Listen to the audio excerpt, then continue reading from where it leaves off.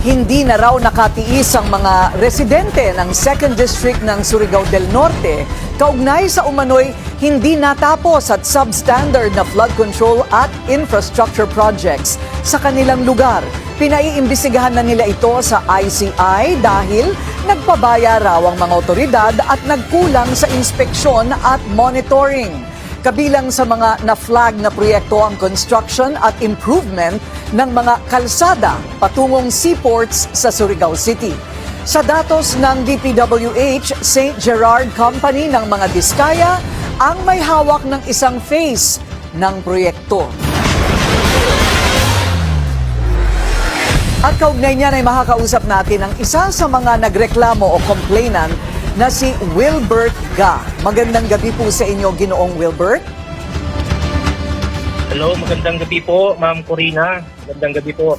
Opo. So ito po bang inyong inirereklamo ay flood control project at iba pang mga proyekto tulad po ng ano?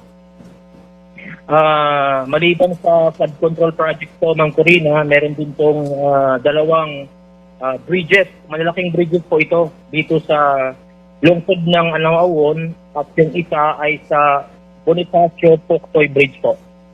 Okay. So mga flood control ito na napansin ninyo dati pa bago pa sumabog ang lahat ng mga kontrobersiya ngayon? O ngayon lang po ninyo napansin dahil marami na nga pong iniimbestigahan?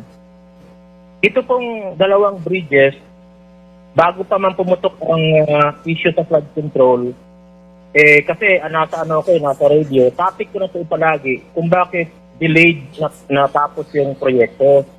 Tapos nung sumabog yung flood control issues, mga October, saka na ako nakapag-libot sa mga flood control projects. Mm-hmm. So sa kabuuan, ilan po itong mga proyektong inirereklamo ninyo? Inisa-isa ninyo po ito sa ICI? Yes po, Ma'am Corina.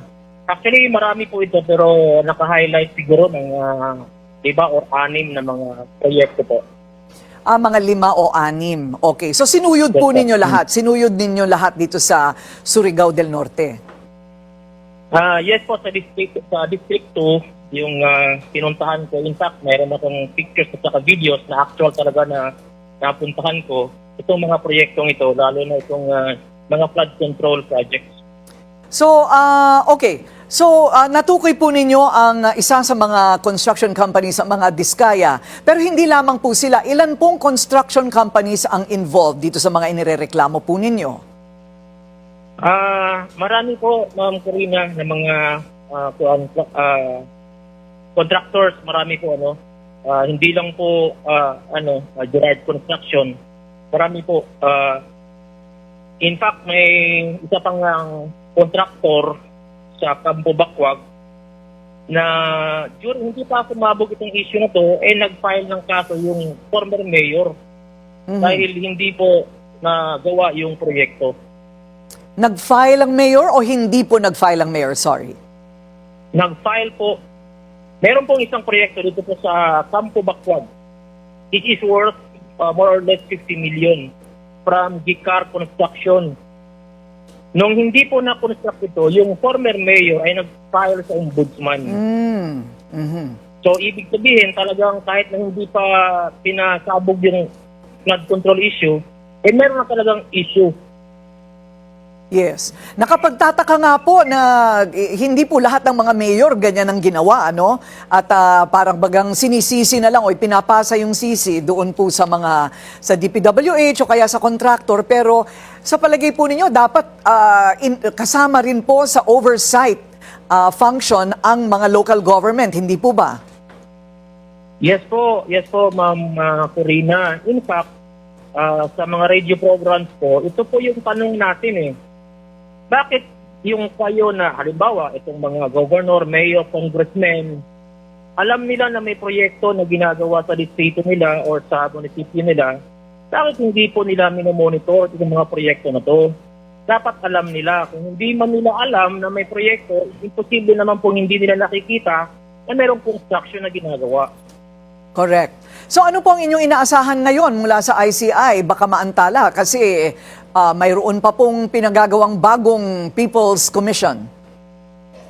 Yung nga po ang hiling namin kanina, pero sabi namin, may tiwala tayo yung tiwala, Ma'am Corina, sa gobyerno, panatilihin pa rin po natin. Sa tingin namin, ito yung naging isang rason kung bakit kami nagpunta rito. Kasi may paniniwala kami na talagang tututuhanin ito ng ating gobyerno through ITI, Ombudsman, at saka itong ating DPWH. No? Sana maging totoo sila sa kanilang paghabol sa mga kontraktor na ito na nag-i-implement ng mga proyekto. Lalo na involved yung isang kontraktor na malaki yung issue sa yung Bisaya Gerard Construction na pumasok sa Surigao.